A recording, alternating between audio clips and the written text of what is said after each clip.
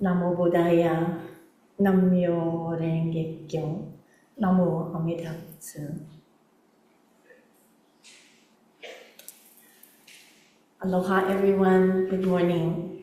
I'm honored to be with you this morning to address such an august gathering. The topic that I've been assigned by Bishop Kanai is, what is enlightenment? Well, this is quite a major assignment. Gee, how can we encapsulate what is enlightenment in 15 minutes? That's quite a task. Well, the term enlightenment has many meanings. We use it casually from day to day, saying, oh, I just had an enlightened thought. Sometimes we use it for the European Enlightenment, a whole period of time where they rediscovered rationality. But in the Buddhist world, it has different meanings. And according to the different lineages and schools of Buddhism throughout the world, we interpret it in different ways. We all have different paths up the Dharma mountain. And at the end, no doubt we'll reach the same goal, but by different methods. So that's what I'd like to just talk about a little bit today. What do we mean by the term enlightenment? Well, I find the term a bit fuzzy. Because it has so many different meanings, I think we need to be more precise about what we mean by it. Even within the Buddhist world, we find that the different schools of Buddhism interpret it differently. For example, in the Theravada countries, Sri Lanka, or Laos, Burma, Thailand, Cambodia, many different parts of Nepal and China and around the world, they think of enlightenment as liberation.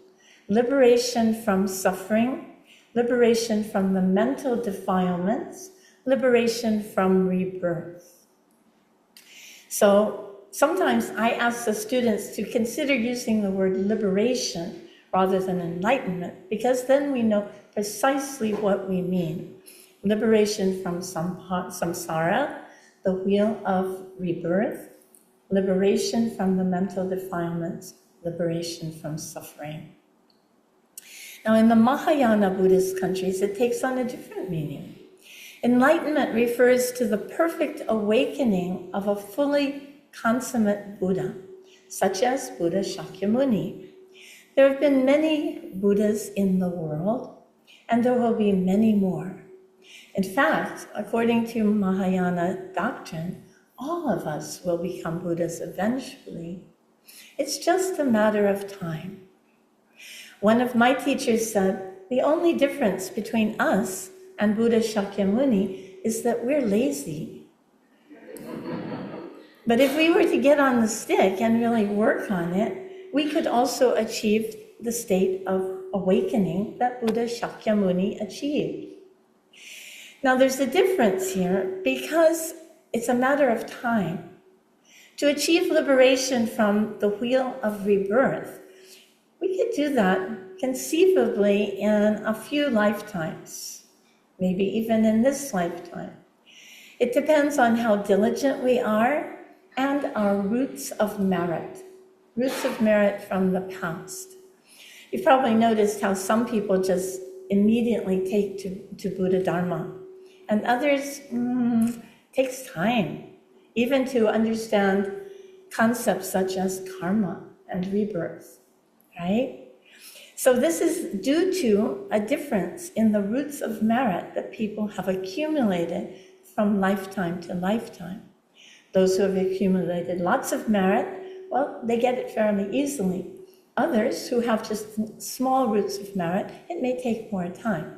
But the theory is that eventually all of us will become perfectly awakened. Now, where does this concept come from? The Buddha Shakyamuni himself declared it. When he went to sit under the Bodhi tree, after 6 years of austerities and about a week of deep meditation in which he discovered the wheel of rebirth and how the law of karma, cause and effect, operates over lifetimes. Then he achieved perfect awakening. And he was surrounded by a light. Maybe these days people would call it an aura, right? So when the gods saw him, they came around and they said, "Who are you? Are you a god? Are you a demon?" And the Buddha said, "I am awake. I am awake." So this is the goal of the path for all Buddhists, to wake up. Right now we're in a kind of daze, completely distracted by the things of this dusty world. We fritter our time away in trivial pursuits. It's even the name of a board game, right? Yeah. So he taught that this precious human rebirth is very difficult to attain and very short.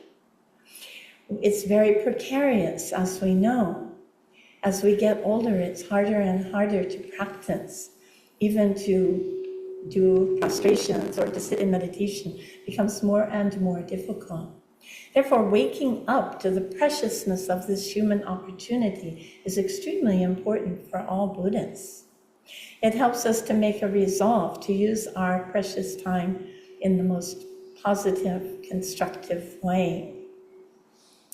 So this was the basic teaching of the Buddha. And in the Mahayana tradition, this is what we strive for. But becoming a fully awakened Buddha is not so easy.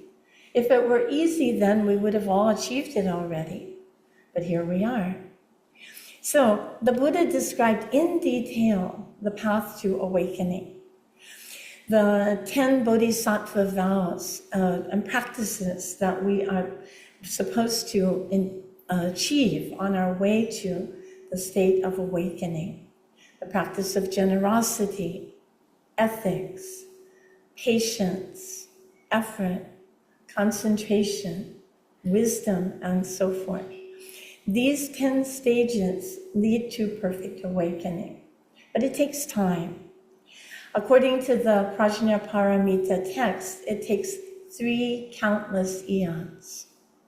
So this is far more difficult and time-consuming than simply achieving liberation from birth and death. Now, why would the Bodhisattva take on such a huge commitment? Well, the Bodhisattva thinks, sentient beings are suffering. If I achieve a liberation from the wheel of rebirth, that's great, but what about the other sentient beings? The other human beings, the animals, the birds, the fish, even the insects, right? Am I going to achieve liberation for myself, but leave all of them behind? It doesn't seem reasonable. I am only one being, but they are infinite in number. So wouldn't it be well if I took on the task of achieving perfect awakening in order to lead all of them out of suffering? In the Tibetan tradition, they teach a 7-step path to this realization. First of all, they think that all sentient beings, that means beings with consciousness, have been our loving mother in lifetime after lifetime.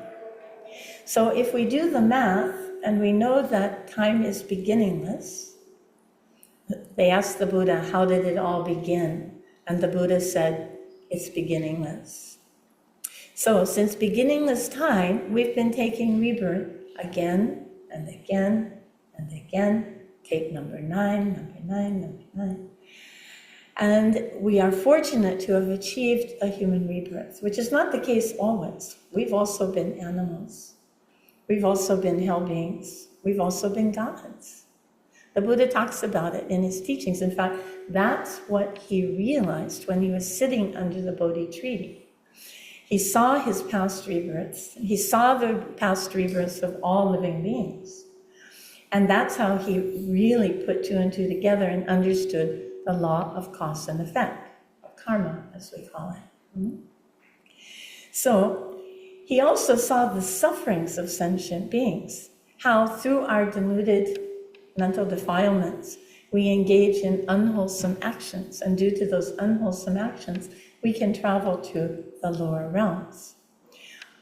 On the contrary, if we do wholesome actions, generosity, ethics, patience, that means patience in traffic also, by the way, it's accessible.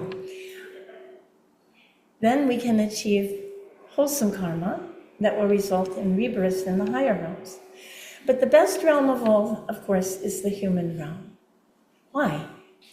Because as human beings, we have intelligence to understand the difference between a wholesome and an unwholesome action. And because of that, if we act on it properly, we have a sure path to awakening, a sure path up the Dharma mountain. So, he taught us to make the most of this precious human rebirth, this precious human opportunity, not waste a moment. And in this way, even though it may take 3 countless eons, there may be some shortcuts if we understand the true nature of the mind directly. Or maybe rebirth in a Pure Land is said to give us a head start on awakening. But we can, when we sign up on the Bodhisattva path, we know it's not going to be instantaneous. We're going to have to put some effort into this.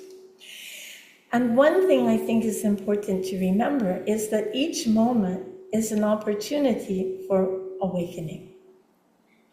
Each moment of every day, from morning to night, and even throughout the night.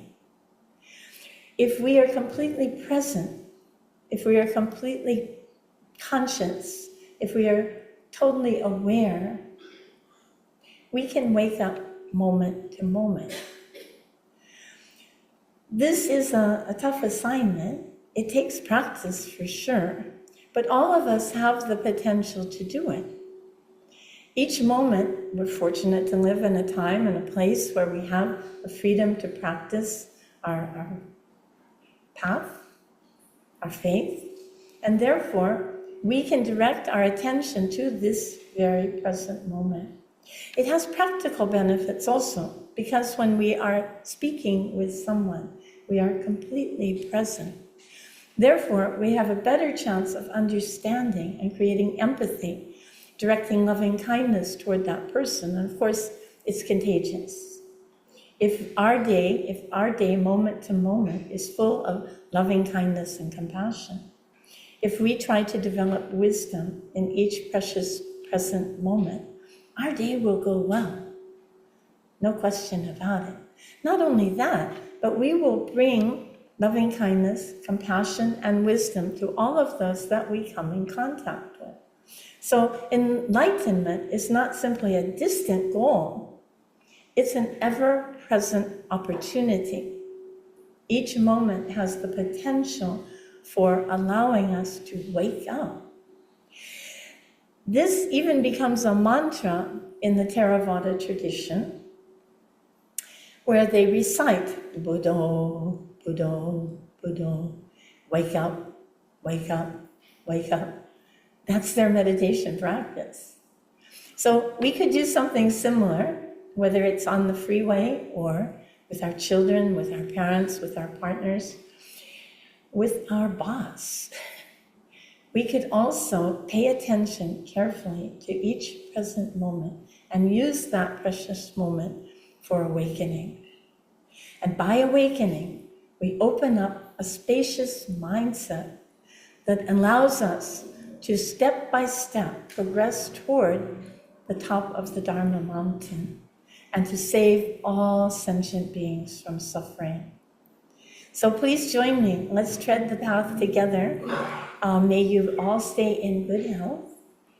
May you all live a long life. For Dharma practitioners, it's important to live a long life. So please take care of yourselves, and let's work together to achieve the perfect awakening, the enlightenment of the Buddha. Thank you.